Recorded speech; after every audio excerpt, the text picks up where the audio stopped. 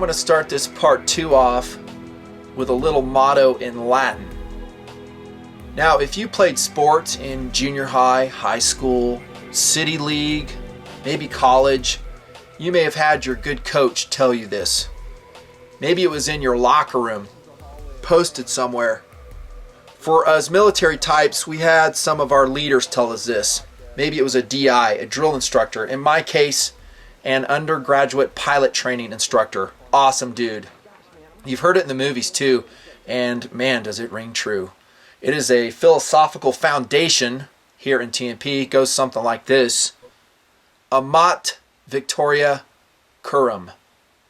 Amat Victoria Curum. Victory favors the prepared. Perhaps you could say victory loves preparation. Same thing.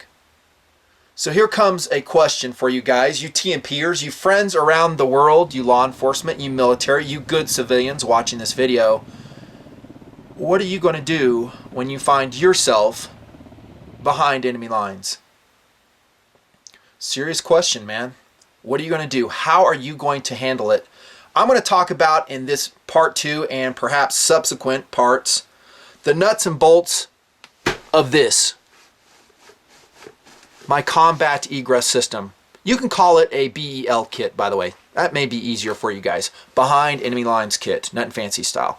That's fine. We're going to get in the nuts and bolts, talk about all the specifics, my philosophy, systems integration. I'm big on that, how it's going to interface with your duty gear, your vehicle, and how you're going to adapt your own CES to you. We'll talk about that, but let's go back to the question. How are you going to handle yourself when you're behind enemy lines? I told you guys in part 1, I've gone through a lot of training events in 20 years in the United States Air Force as a pilot, doing all types of SERE exercises, and I learned a lot in those exercises. If you don't, you ain't doing it right. I know a lot of guys and gals watching this video, military types, are nodding their heads up and down and go, yep, I learned a lot in training. Train as you fight as you train. Yeah, I came away with a lot of lessons. One of them was something I kind of hinted to in part 1, and that is knowing your team members, knowing how they're going to react under stress of a BEL situation. Uh-oh, another acronym. Look out. I told you one story, and I saw that actually a couple times, and what I'm referring to are guys that completely lose it. Yes, even in a training situation when they find themselves BEL. I know, I've seen it firsthand. They just lose it. Maybe it's when they are under a captivity situation. I saw it then. I won't go into specifics. But even in a training situation, I saw guys just basically panic that they are not keeping their head on straight. They're forgetting all the training that they had. I don't want this to happen to you. And the reason I'm starting part 2 off with it is because it is crucially important for you to be able to use this.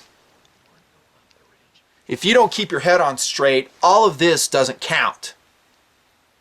The first thing you need to do when you find yourself in a BEL situation, heck, for that matter, a survival situation, is chill, dude. Chill. Get your teammates, grab a bottle of water, take a sip, and think. Speaking of drink, I'll take one now. Thank you very much. And think. If you have time, you don't have to egress or evade immediately. Think of your options. What gear do I have? Where is the enemy? What is my situation, my situational awareness? And relax a little bit. Take a deep breath and tell yourself, I can do this. Okay? Now, if you're the type of individual that you're really not up for a BEL situation, you're really not up for stepping up and exhibiting what I call warrior spirit, then don't go to the hassle of putting this together. You're wasting your time, dude. You really need to look inside yourself and say, do I have that? Am I a fighter? Can I withstand hardship? I mean, this kit, this system will help minimize some of that. But like I said, man, welcome to the world of suck. Welcome to the world of suck, man. When you're BEL, it's just, it is what it is.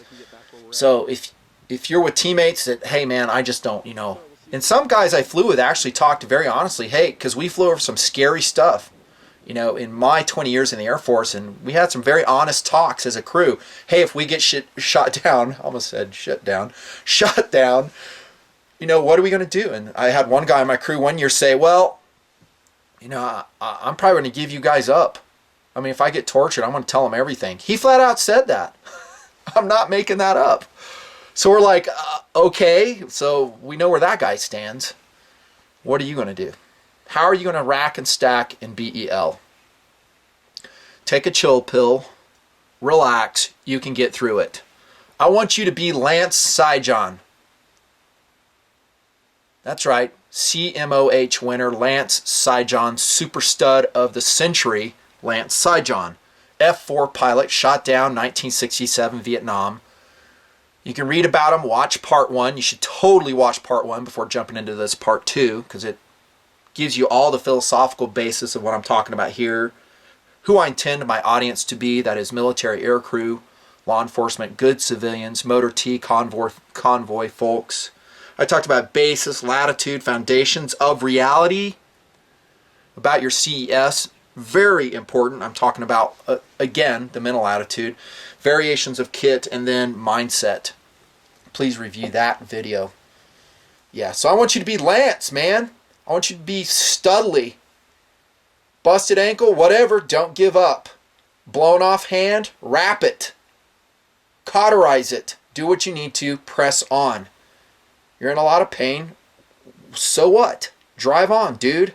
Drive on until you can't drive on anymore. Your family will thank you, and you'll live with honor. That's what I want for you. That is the basis of the Nutnfancy combat egress system. Without it, don't go to the hassle, dude.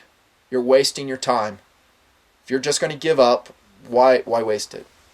There you go. There's a foundation of the CES. By the way, how do you like this perspective? First, in the Nutnfancy project, the between the legs shot.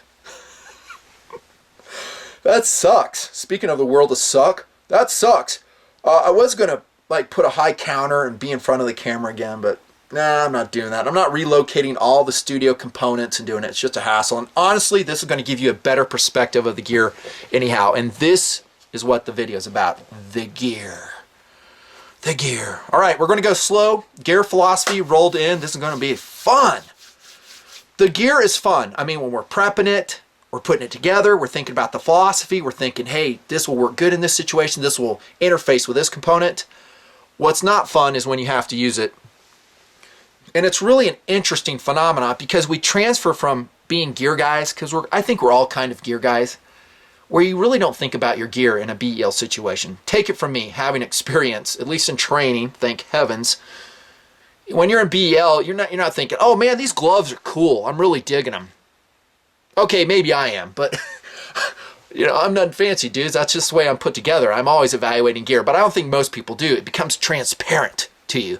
You're not thinking about it. You're able to focus on the mission. You like that hand action? The mission. That's what I want from you guys, is to develop a CS, and if you copy this one, I think you're going to be pretty squared away. And I'm probably forgetting a few components, things here and there. I said that in part 1. I'm not going to say it's totally complete. Nor will I say that it's non-evolving. My kits are always evolving. New technology comes out. If I can do it effectively, I'll integrate that new technology. You'll see some of it here. They're evolving. So if I make this video a year from now, it would be different. Maybe different components. Weapons, guns, lighting products. But I will say, if you have this kit, you should be pretty squared away. Pretty squared away. You can fine-tune it for your vehicle, convoy folks, air crew members, multi-engine aircraft, my primary audience. You get the picture. But we're talking about gear transparency. When it is done right, you don't think about your gear. You think about the mission. You think about the job at hand. You're not cold. Well, maybe you're a little bit cold and hungry and all that other stuff, but you're able to press on. That's what I really, really want from you from the gear side of the equation. Remember that mental preparation side, the mindset. Never forget that. Here we go, dudes. Specifics. What do you think about this pack? Right there. First, the foundation of your combat egress system, your BEL kit, if you will. How are you going to carry it? Well, remember what I said in part 1, guys. It depends on your vehicle. You know, for me, it was a KC-135. Granted, this is a crash landing style of egress kit. I said that as much as part 1, somewhere along there. What's your vehicle? How much room do you have?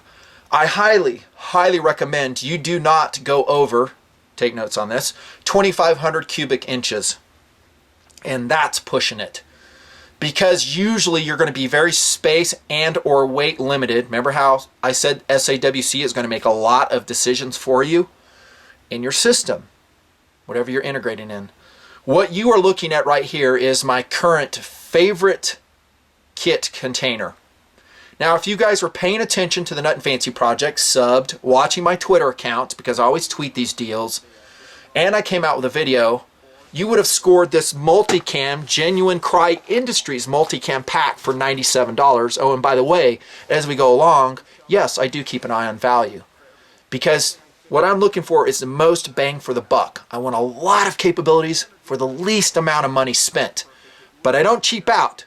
You'll see that too. I'm going to go probably middle quality, maybe super high-end quality if I can get a really deal on it. This pack is a great example of it. This is the MAP 3500 backpack sewed together for Amron International. Check out the review. I'll annotate it right now. Thorough, in-depth review on the kel-tec multi-day assault pack, i.e. MAP, that's what they called it. Perfect container, right? I think so. Now, like I said in the review, multi-day assault pack, yeah, as if. But here in this system, a BEL situation, it is going to have to function as that. We can't take a frame pack. I can't say we can't take something larger than 2,500. By the way, this is not 3,500 cubic inches. It's 25, or actually 23 to be more exact. It's a mid-size pack, a mid-size day pack for me. But when we talk about my CES, an ideal container. I'm going to show you a couple others though, and we're going to talk philosophically. This is a Pangea duffel bag I bought on clearance years ago, and man do I love it. Love it. It's rubberized nylon. I don't think they make them anymore. North Face makes one like this, and it's basically just a duffel bag. What do you guys think about putting your CES in something like that?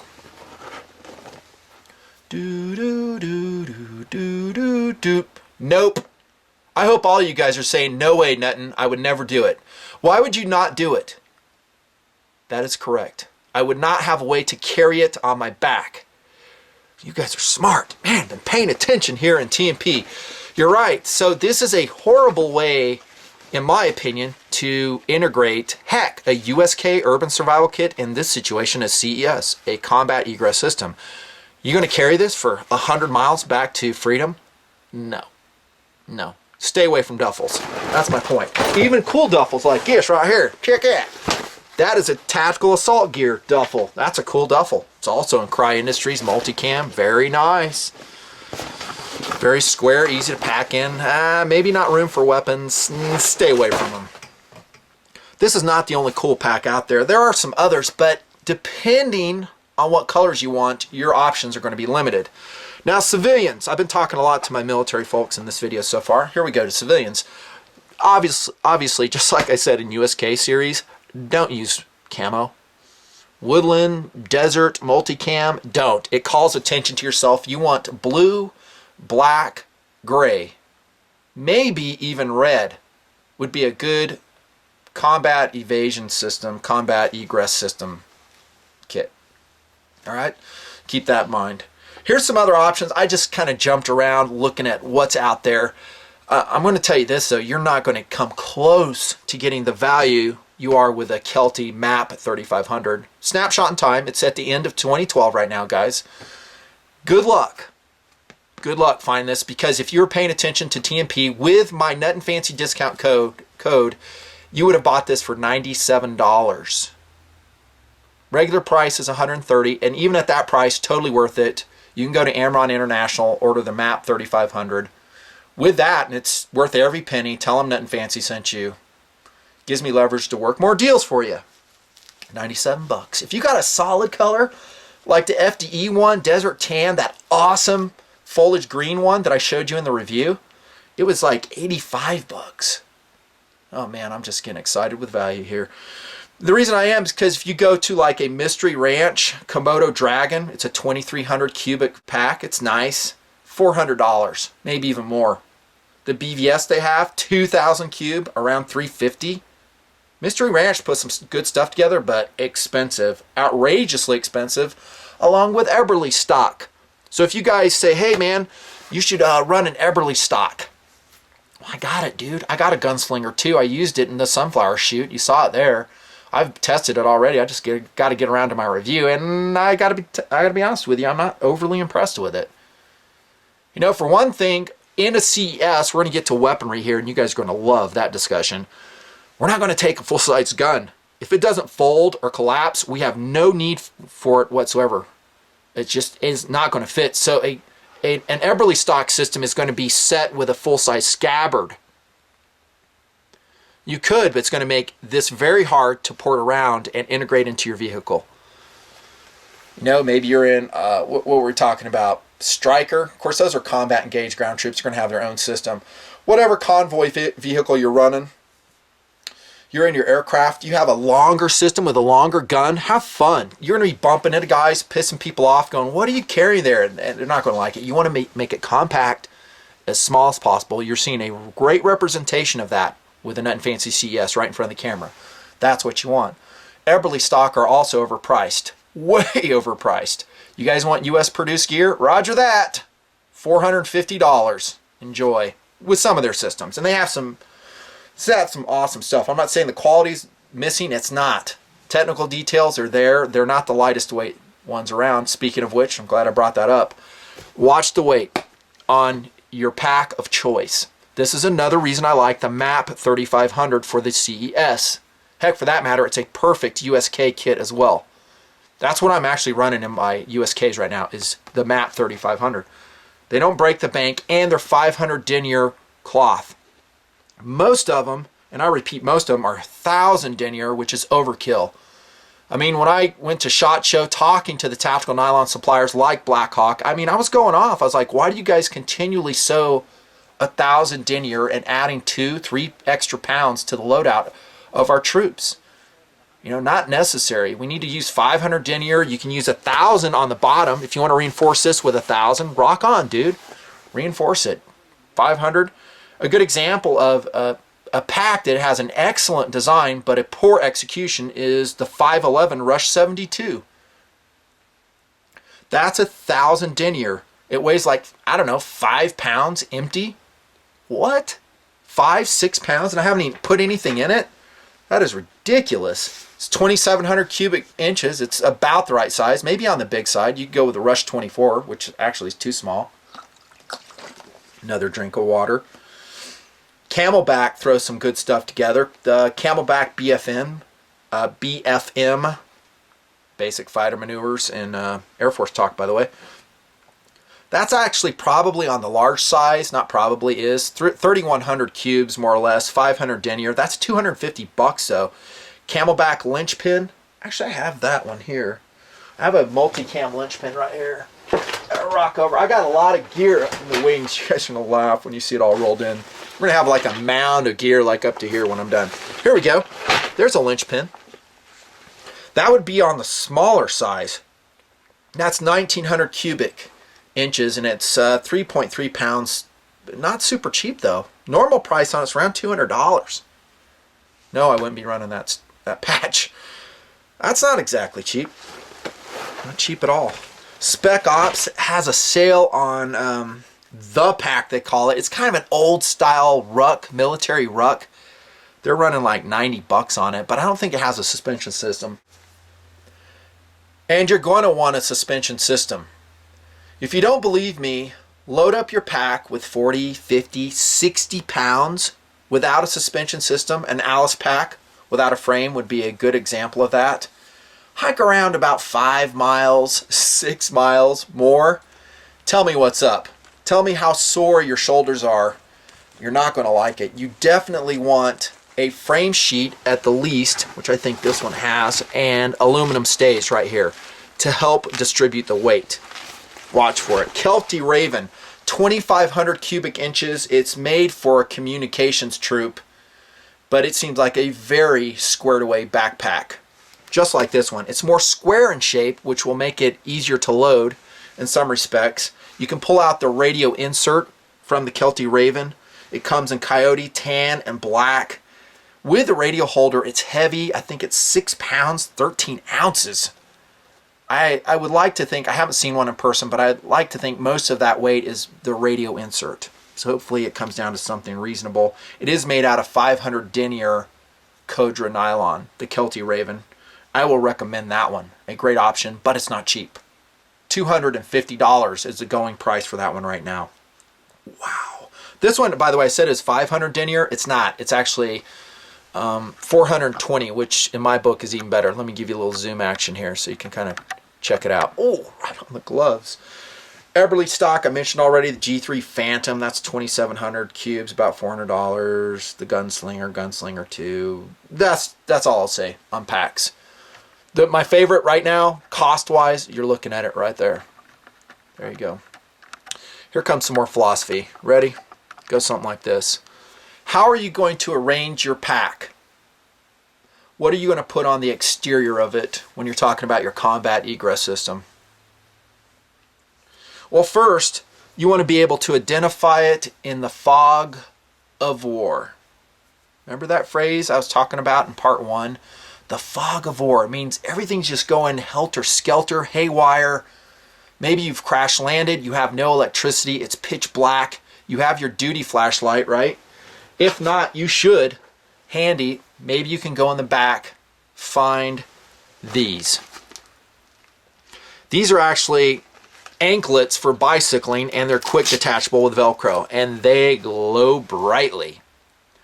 Put something on your kit, whether it's a USK, a CES like this, so you can find it at night with your flashlight. You might even put something glow in the dark on there. But of course, as some of you guys are already thinking, this is a combat heavy on the sea kit. And so they're not going to stay on. It's just for initial location. Egress. I get them out. Then when I'm in the situation, BL, off they come. They've served their purpose. Now, I would not lose them because you might need them for signaling, perhaps. Here comes a little something called attention to detail. Another thing I talked about in part 1. Don't drop crap.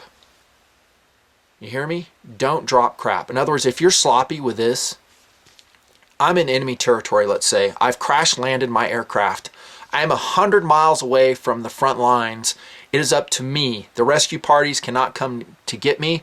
I'm on my own, me and my crew. We're bugging out. We're combatants, not primary combatants, but we're still combatants.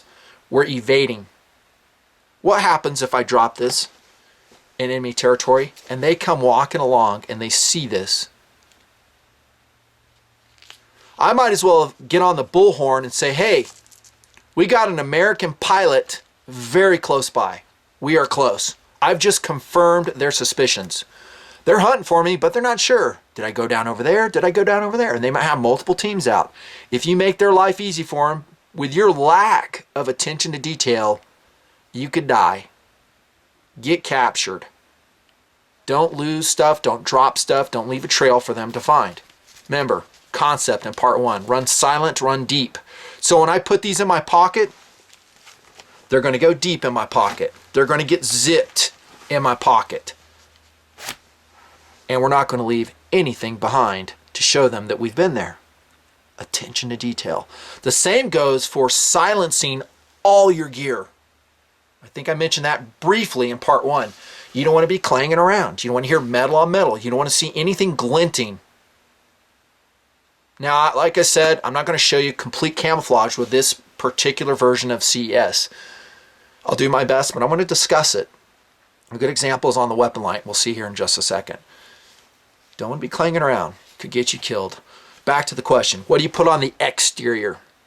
Well, here's my philosophy. You want this to be as smooth as possible, with a couple of exceptions. But because you're going to be probably carrying this a lot and actually using it in a BEL situation, perhaps never. We can only hope, right? Perhaps never. You'll never need it. I hope that's the case with you guys. That being said, if it's going in and out of a Humvee, in and out of an MRAP, in and out of a C-130, a C-17, a KC-135, a C-12 King Air, in and out of a Jeep, why have a bunch of crap on the exterior? It's going to get banging around. It's going to get worn and torn. Now, some of the packs that I mentioned earlier, like the 511 Rush 72, has a lot of external moly on it. That, by the way, first and foremost, is usually, not always, but usually a bad thing, because it adds weight. You have a lot of webbing that most of the guys are not going to be using. So you need to ask yourself, do I need all that moly stuff? I think it just makes me laugh. In the tactical world, guys just don't get it because they're not out there really doing stuff. And so they set up this paintball airsoft rig and they think it's really going to work. Pouches all over the place. And I'm like, dude, you want to be high speed, low drag. Not just for porting the kit around. I'm talking egressing. I don't want, and you're talking, remember, this video series is coming from a backpacker through heavy brush. Bushwhacking all over the place. I have videos here in TMP that show that. The last thing you want to have is a big profile. Pouches hanging off, gear hanging off. No. Smooth and clean. I will say with one big exception, and you're looking at it right here. Primary weapon access. We're going to assume worst case situation when we go BEL, dudes. Worst case is Mogadishu, Black Hawk Down. You dig? So we need our weapon and we need it now. One of our weapons, if we're carrying two, we need one of our weapons, and that's the philosophy you see in my combat egress system. We're seeing a kel-tec SU-16C readily accessible on the side of the Kelty Map 3500, and it fits rather nicely, I might add, in that side pocket. Readily accessible. Now, along with that, we probably ought to have a reload at least. Now, I don't have a magazine in here, and I would probably run it just like this empty mag. I'm not saying empty mag, but empty mag well. So I don't have one attached. Why? Because that high-speed, low-drag concept I'm talking about. If I have a mag in there, now it's banging into everything. Can flip the weapon out, scratch stuff. But I have it right here. 130-round mag. And I'm gambling, and that's essentially what I'm doing, guessing if you will, that will be enough for my perceived and planned BEL situation. See the philosophy? And if I'm really going deep in Indian country, dudes, I'm going to have more. Back to the Molly concept. In that situation, you just might have an external 3-round magazine holder on the exterior of the pack. I don't have that here. Because then, and you civilians, you could be running with a 30, maybe even a lower profile 20 round mag in there. That'd be a really good thing to do, by the way. Ready to rock and roll with your 20.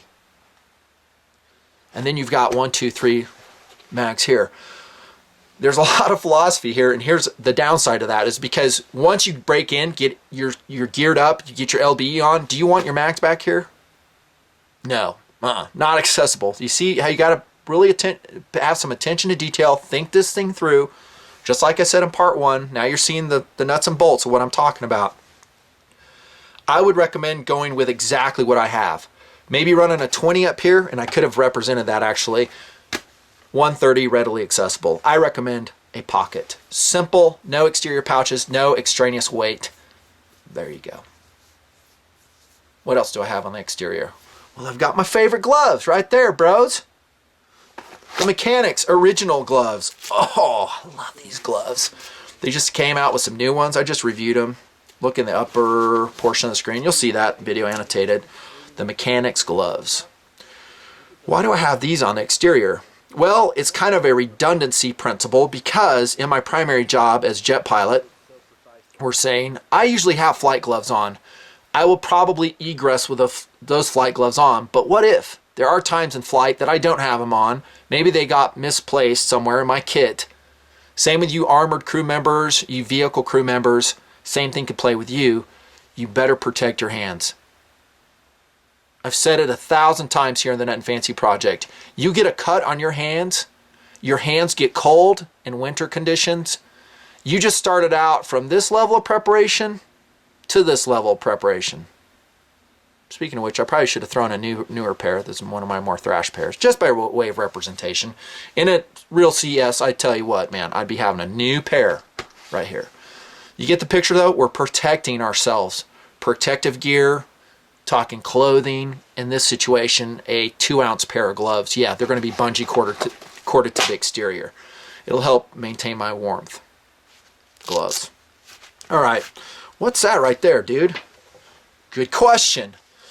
Now, that, my friends, is a way to find exactly where I am very quickly.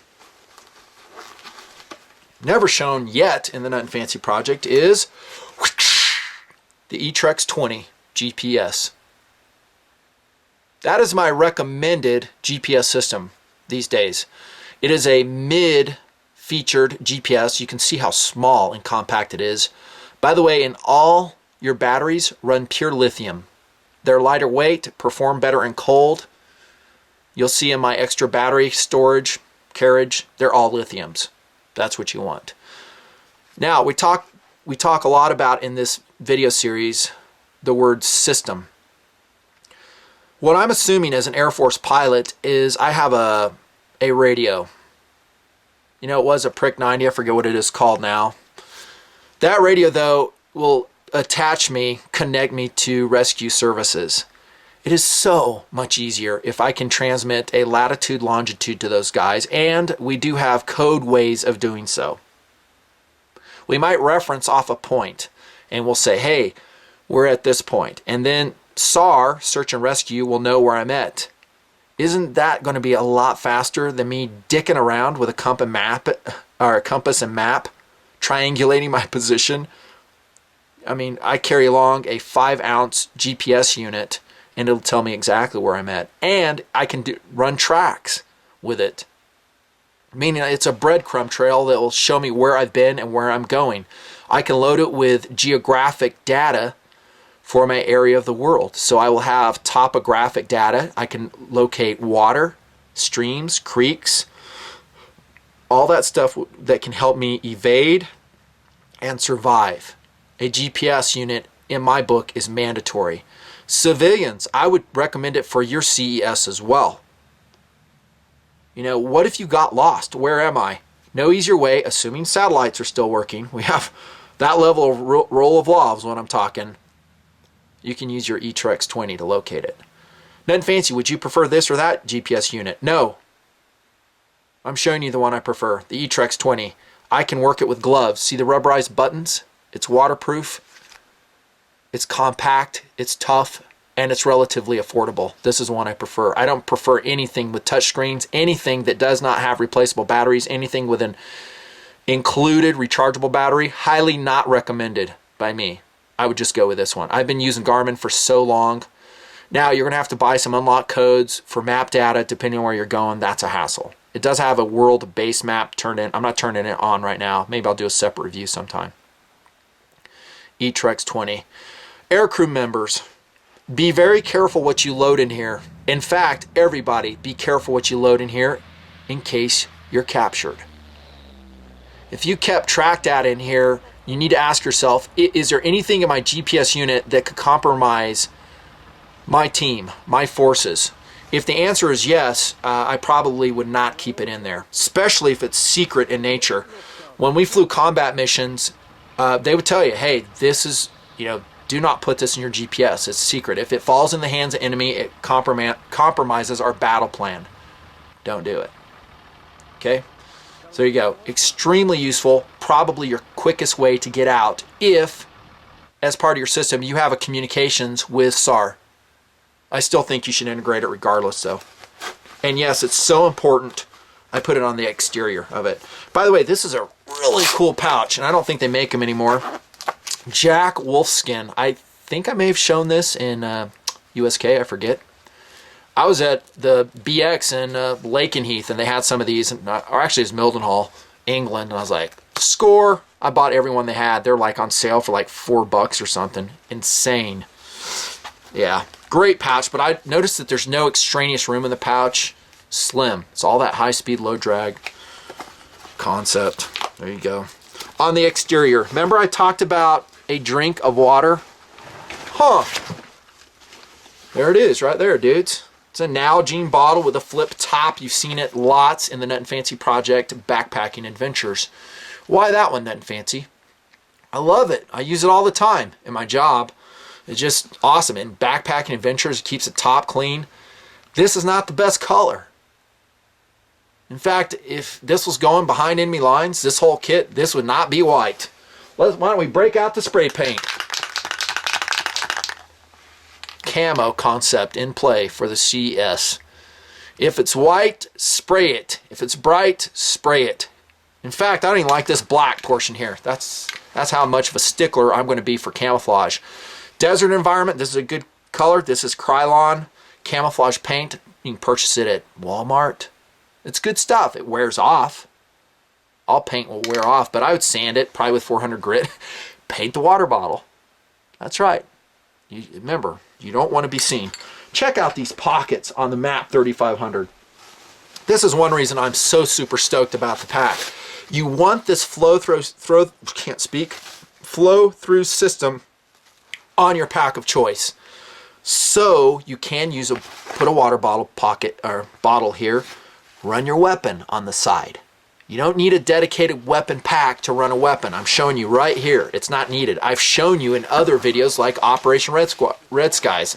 Freak running a Springfield Armory M1A SOCOM. Actually, that was a scout squad I was running that one. Strapped perfectly on the kel-tec 7850 Eagle. Love these. Look for packs that have that. And if they have pockets here, you should be able to jam something behind the pocket. Check this. How many of you saw that there's a boonie cap there? Oh, blended right in. It's an important piece of gear. It's a protective piece of gear. So as soon as I'm on the ground, I hate this flight suit, by the way. I want to talk about clothing here in a second. Protect your head, and then it helps me camouflage immediately. One thing you're not going to see in this pack is camo paint. I have some, but I just didn't throw it in the pack. Camo up, get rid of those bright splotches of skin. I actually like using a mini, I repeat, mini mosquito net. Those are great. So you can throw that on. You don't have to worry about your skin pores getting all clogged up. Trust me, in multi-day exercises, it will clog your pores up and you're not going to be having fun. We had some crew out there that were not digging it. Camo paint day after day, it gets old. Yeah, we're roughing it, but you can do the same thing with a mini mosquito net. You put that on, put this on, instant camouflage. Now, I was kind of joking around paintball and airsofting and when guys set up their packs, but there are some good things you can get from that environment, and one of them are they do have some camo netting. The hunting community has that too. They have netting that you can put over your head that does not minimize vision or really cut it down that much. Look into that. You want it to be lightweight, compact. You can still use your gun with it. That's what you want. And if you're in a part of the world where there are lots of critters, biting critters, you'll be glad you had it. Boonie cap. My favorite. Gives all around sun protection, good camouflage. You can even put foliage right here. So it's really camouflaged. And when I went through Siri training in the 90s, this is what I had, my boonie cap. It was woodland camo variety. Yeah. By the way, multicam is still my overall favorite camouflage pattern for most of the places in the world. You guys might go with ATACs. Where do I put that pouch? Here we go. Here comes an Aries Armor, great company, Aries, ATACs pouch. So that pattern's actually pretty sweet. There's another one. This is tactical assault gear, shellback tactical. I think they're the same thing. Pouch. And by the way, the reason I have these out here is to show you a representation of what we're talking about earlier. That if you wanted to pouch up, you could, but see, you're gonna, pouch these up like a chipmunk with his face full of nuts, banging into stuff. I mean, you can. Just think it through, dudes. That's all. Look at the retention straps, the compression straps. They also will secure that gear. Beautiful. I'll give you a quick look on this side of the MAP 3500 multicam. I kind of wish these pack straps were not as thick and padded. This will get seeds in it. Still a pretty squared away system. very squared away. Still talking about things we'll have on the exterior of the pack, stuff we need to access immediately. That takes us to the weapon. Oh, the weapons, Nutnfancy. We love the weapons. Well, honestly, you can see this popping off. We'll talk about that. It's just a part of the system. Remember, we go from gear fondling to actually thinking of our weapon, our multi-tool, our light as tools. In fact, something I want you guys to do when you talk about your CES is I want you to get used to all of it being disposable. Never heard that before coming out of my mouth, did you? Everything is disposable in your CES. Your job is to get back alive, get back home. If something becomes inoperative, you lose it, press on, man. Life sucks, go to plan B, C, D, E, whatever you have to. Everything's disposable. Your gun, your knife. I'm not saying you should chuck it. I'm saying you're supposed to hang on to it. But if some crap happens, you just got to let it go. We may get to that in other sections. All right. Here comes the weapon philosophy. Starting off with basically the overall philosophy of who you are and what you're trying to do. And this is very, very critical for you to address the weapon situation. Remember, military aircrew, we are still combatants. Okay, normally we're going to be issued an M9 Beretta. Great gun, too big and heavy for my likes. I've said that before. I'm not a big M9 guy. 92, just not. I'd rather have other stuff. Getting back to that question, what are you going to do when you're BEL? If you're really going to fight to get back home, I think if you honestly answer that question, say, yes, I really want to do that, then that's going to answer your weaponry situation for you. Assuming you have the latitude to do it. Reference part 1. We had a discussion on that. Do you have the latitude? Does the unit allow it? Is it legal? Are you going to have to engage in black ops? You know, contractors would be a great example. Contractors over in Afghanistan, other parts of the world doing it. Do you have the latitude to do it? Okay, so if you've decided I'm going to get out, I'm going to fight my way back if I have to, I like options, Nutnfancy, then everything I'm going to tell you right now, you're going to love. Because I, like you, am a fighter. I want options. Now, when we say options, it doesn't mean that we have to pursue a certain course of action. Let's say this CES, I've got the kel-tec SU-16C strapped in. I've got ammo inside. You're going to see when we tear in. I have a secondary weapon. Doesn't mean I have to use it. Remember I said you want to take a drink, consider options, see what's smart. Now, if I have a whole freaking brigade coming down to my shoot down location, okay, I've got guys all the way around me. Do you think this gun is going to make any difference at all? If I'm completely surrounded? It just depends. I mean, again, maybe a good reference point, at least in pop culture that most of you would understand, is Mogadishu, Black Hawk Down. I mean, if you've determined you're going to die anyhow, die fighting. Know what I'm saying? Make your choices. If you've determined that there is a way out, I might be a POW, I might be captured, but I could make it out alive, then give it up. Surrender. Say, here you go. I'm not saying that's cowardly at all. I'm saying that might be smart. Options. That's what I want you to have with your combat egress system, is options. That you have the options for resistance. And that takes us back to the principle of long gun. What are you realistically going to do with a pistol? It's going to be a close contact weapon.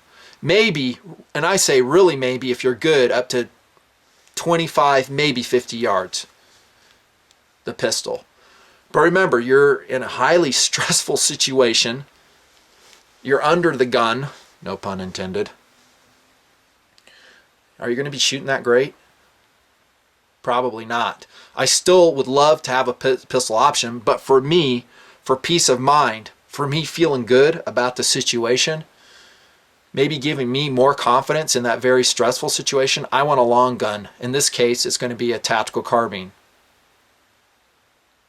I like that. In my opinion, honestly, dudes, 5.56 is so underpowered. When you go out shooting in the desert like I have for years, you see what the wind does to that cartridge. You see how softly it hits metal at 300 meters. it doesn't inspire confidence in me. You know, when I run a 308 battle rifle, that's what I would want.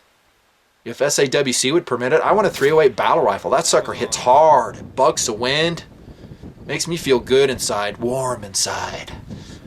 But SAWC made the decision for me. In fact, this is pushing it. Having a 5.56 carbine is really pushing it. It's adding 10 pounds to my loadout.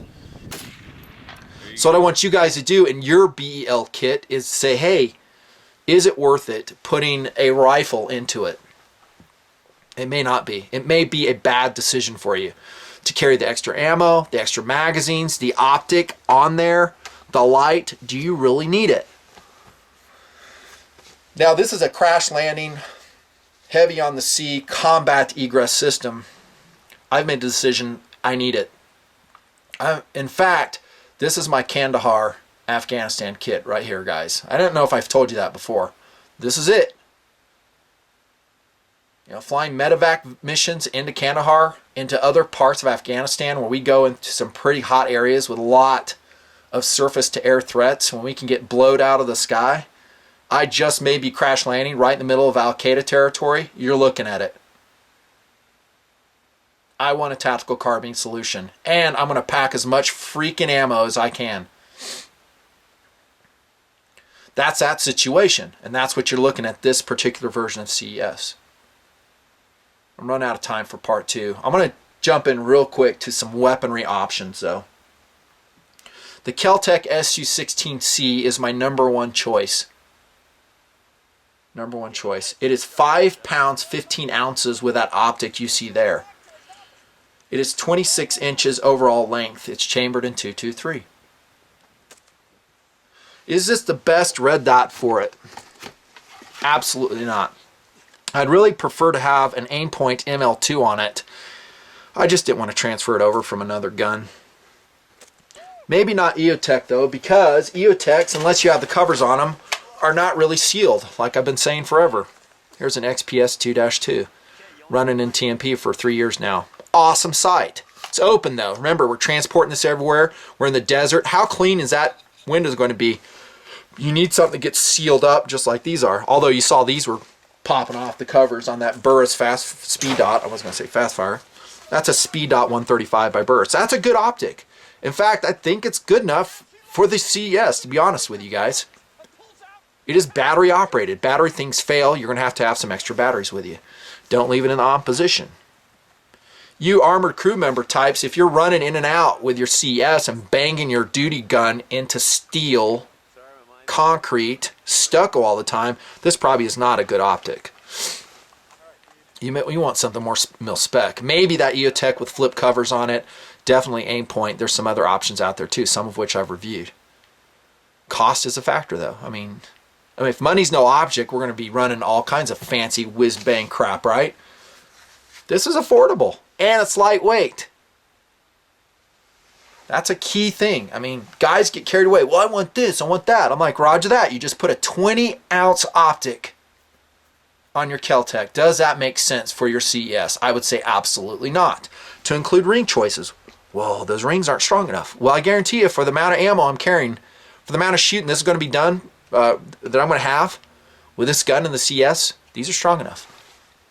You're going to be shooting 10,000 rounds out of this gun? No. Your combat loadout, you'll be lucky if you're porting along 120 rounds in your CES. Lucky. It can withstand 120 rounds. The question is, can it withstand duty use, hauling it in and out of the aircraft, banging around? That's a question you need to ask, because that's where the real wear and tear is going to be.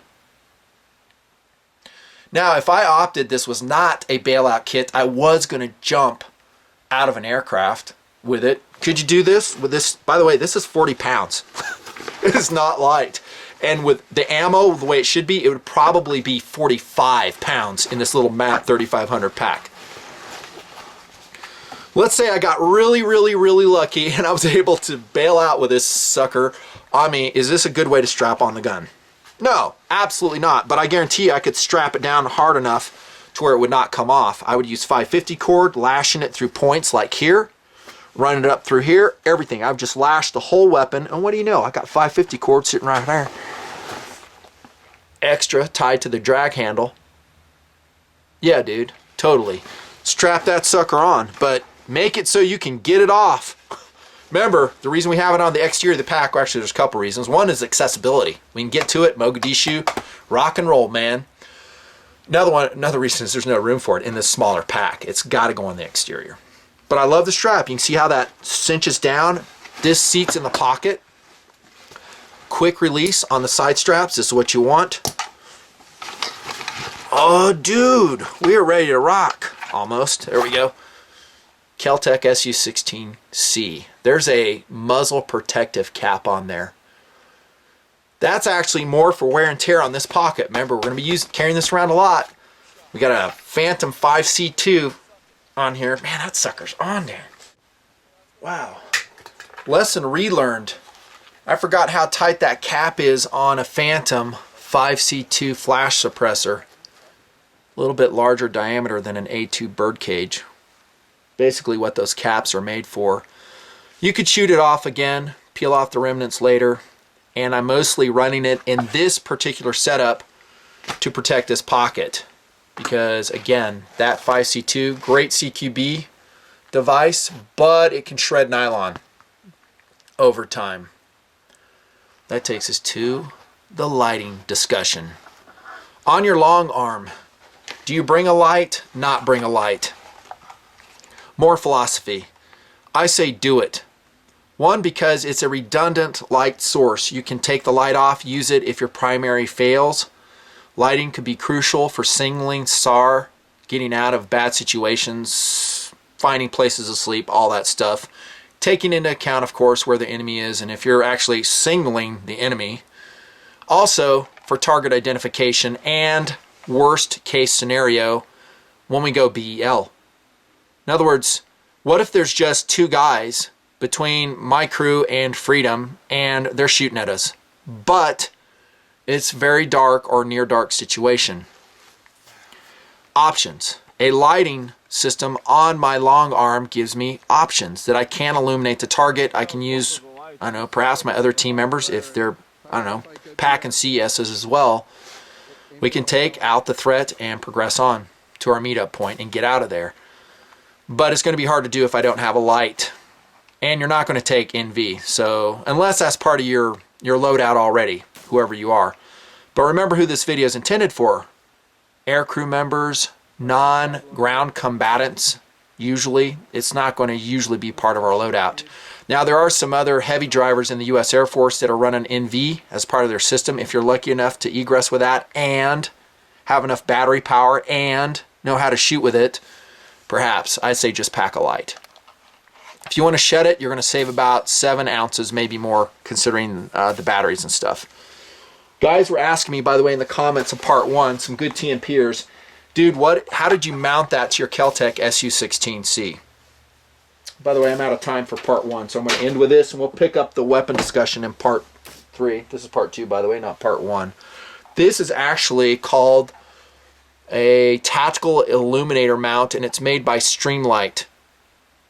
And so these two clamshells on a SU16C open up, and I just screwed it into the backside of there. It's actually meant for the handguard of an M4 AR-15. I have a new one in package around here somewhere. Here it is. Just to show you. I bought it at Brownells. So it's 69902 gun mount, meant for M16 AR-15 tactical illuminator mount. That's how it comes. Drill it out, attach it, and it is a clean way to attach your light. Hey, Nutnfancy, what's up with the duct tape, man? Is that to protect the glass? Nope. Remember, run silent, run deep. It can get you killed if you forgot to unscrew this tail cap and you have a flash of light coming out of here. Remember, all the enemy's already looking for you. That's what we're assuming. They know basically where you're at. Let's say you're in a Black Hawk, went down, and all of a sudden they see this bright flash of light 200 yards to their right. And it's because you accidentally pressed this and didn't tape up your light and you forgot to unscrew the tail cap to lock it out. Now how's that egress plan look? Not good, Nuttin. You're right, it sucks. Because now they know exactly where you are. So I'm going to keep that taped up and completely sealed. I may unscrew this as well as a backup, but don't go too far. Dirt, dust, water, you lose the tail cap, now they have evidence where you are. See, everything's, all these little things you just got to watch out for. Yeah, I love the light option. I highly recommend it on the kel-tec SU16C, which incidentally in part 3 we're going to talk about why I chose it. I'm going to talk about some other carbine options that I also love. I don't know if they're as good as this as far as SAWC is concerned, and we're going to talk about suppressor integration too. Doesn't make sense for the CES. This is Nutnfancy. You just watched part 2 of Behind Enemy Lines, the combat egress system. We'll see you in part 3. Thanks.